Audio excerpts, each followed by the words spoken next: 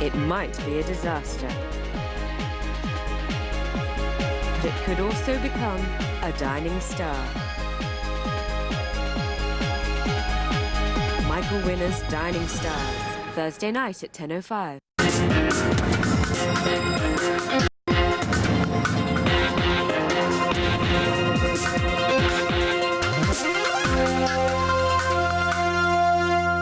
Hello and welcome to the Financial Report. I'm Belinda Lloyd. Hong Kong shares ended at a 7-month low in line with a regional sell-off. The Hang Seng Index lost 260 points to close at 21,354 on turnover of $58 billion.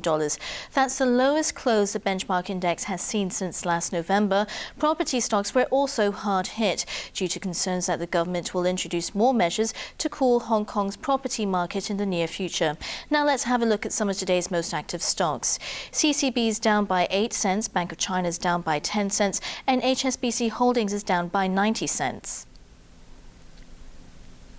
Tencent is down by 40 cents, AIA is up by 10 cents, and Sun Hung Kai Properties is down by $2.30. Taking a look at the Hong Kong dollar exchange rates, the US dollar stands at 7.76, the pound sterling's at 12.06, the Japanese yen's at 8.01, the euro's at 10.30, and 100 Hong Kong dollars will give you 79 renminbi. In overseas markets, the London FTSE is down 106 points at 6,293. London gold is trading at $1,370 and 88 cents an ounce. In Frankfurt, the DAX is down by 138 points at 8,169, and in Paris, the CAC is down by 73 points at 3,791. And that's Tuesday's Financial Report. Join us for the main news after the break.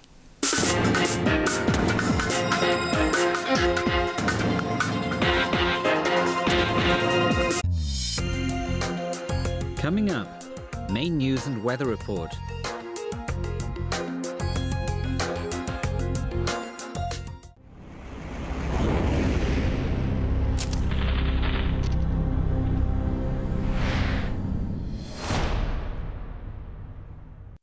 One day they realized that they could not stop growing. Life completely changed. Massive size makes their life miserable. Not only do they find the world as uncomfortable and annoying, but they also easily feel the threat of death. Life is always full of ups and downs, but they still believe miracles do happen. Documentary World, Our Lives, Turning into Giant, tonight at 9. Your eyes are bigger than your stomach. You're a big waster. Hey, you can't finish why you order so much, man. Leftovers, such a waste. Yo, so many dishes. Who's gonna finish them? All this food in the rubbish bin. What a waste. Don't waste. Don't waste. Bye. All the food expires and bye. It's all thrown away. Order only portions you can finish. Buy only what you need. Please be conscious. Stop the waste. Everything is precious. Let's be food wise. Don't be a big waster. Food-wise, Hong Kong. International affairs that concern all of us. Comprehensive research and thorough reports on the most pressing issues. Let's focus on the events that truly matter. Check in current news in focus, tonight at 8.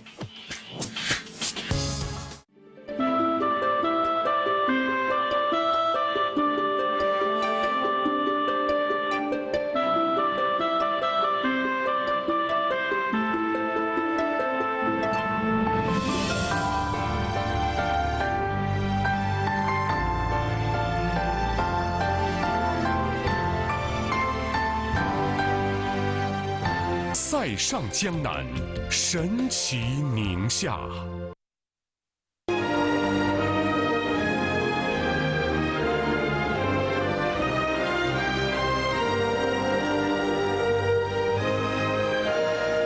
诚意眼照，胜尽河北。山美，水美，人更美。走遍大地神州，最美多彩贵州。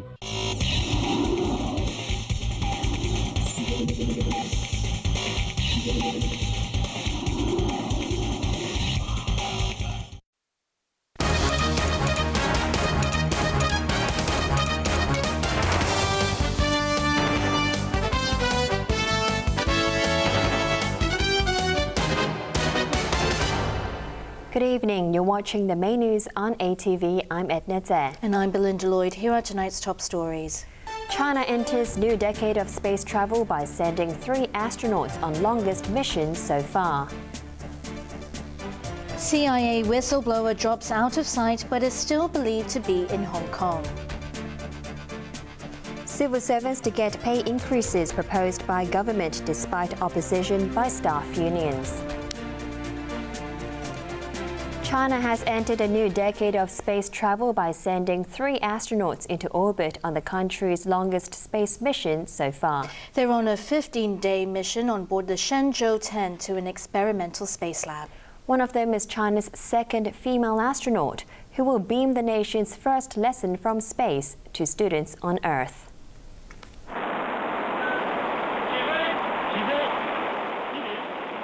An upgraded Long March 2F rocket carrying the Shenzhou-10 took off from the Jiaoquan Launch Center in northwest China on schedule at 5:38 this afternoon.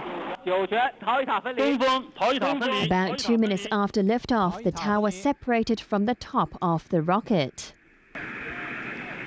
This was followed shortly after by the rocket's boosters. About 9 minutes after the launch, the Shenzhou-10 with 3 astronauts on board entered orbit, heading towards the Tiangong-1 space module 335 kilometers above Earth. After the craft's solar panel unfolded, General Zhang Youxia, the mission's chief commander, announced a successful launch. There were celebrations in the mission control room, where President Xi Jinping joined other officials in overseeing the launch. Earlier this afternoon, he visited the astronauts to see them off. Xi told them they had made the country proud and wished them success in their mission. Chief Commander Nei Haisheng responded that the crew were determined to obey orders and operate meticulously to carry out a successful mission. There was a colorful send-off ceremony for the 3 astronauts, or taikonauts as they're called on the mainland, when they made their way to the launch pad. The 15-day mission is China's 5th and longest manned spaceflight so far. It will see 2 docking tests, manual and automatic, with the Tiangong-1, which was launched in September 2011. A successful mission will put China closer to its goal of building its own space station. Once docked with the Tiangong-1, a number of space science experiments will be carried out. China's 2nd spacewoman Wang Yaping will be the mainland's first teacher in space, addressing middle and elementary school students from the Tiangong-1 through a live feed. Beijing is describing this mission as the first routine service flight in China's space mission, similar to the International Space Station flights. The 9 previous Shenzhou flights have been labeled as experimental missions using untested technology. The former CIA employee who blew the whistle on a massive spying program by the US has dropped out of sight but is still believed to be in Hong Kong. As American politicians demand his extradition, the Hong Kong government is still refusing to say anything about Edward Snowden's case. Former CIA technical assistant Edward Snowden came out of the shadows yesterday to identify himself as the source of one of the biggest intelligence leaks in U.S. history. The 29-year-old computer technician for a U.S. defense contractor spilled the beans to the Guardian newspaper on what he knew about PRISM, a U.S. national security agency covert surveillance program which spied on millions of people by listening to their phone calls and monitoring their internet data. Snowden chose Hong Kong as his base to blow the lid on the scandal, hoping he might be able to resist U.S. prosecution attempts here. That's despite the fact that Hong Kong and the U.S. are parties to an extradition treaty. But he checked out of the Mirror Hotel in Tsim Sha Tsui yesterday afternoon, hours after revealing his identity to the world. One of the Guardian's journalists who was working on Snowden's story said the whistleblower is still in Hong Kong, but stressed his future at this point is anybody's guess. I'd imagine there's now going to be a real sort of legal battle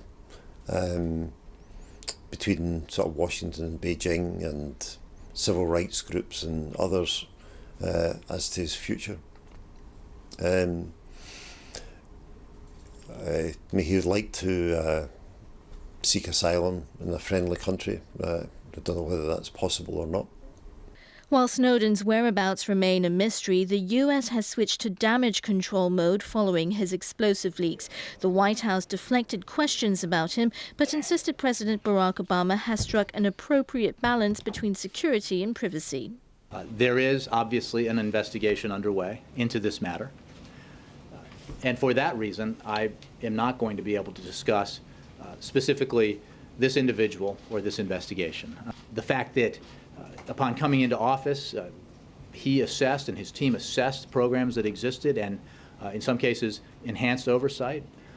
And he believes that with the oversight that exists and the implementation of the programs as they are implemented, that the balance is appropriately struck.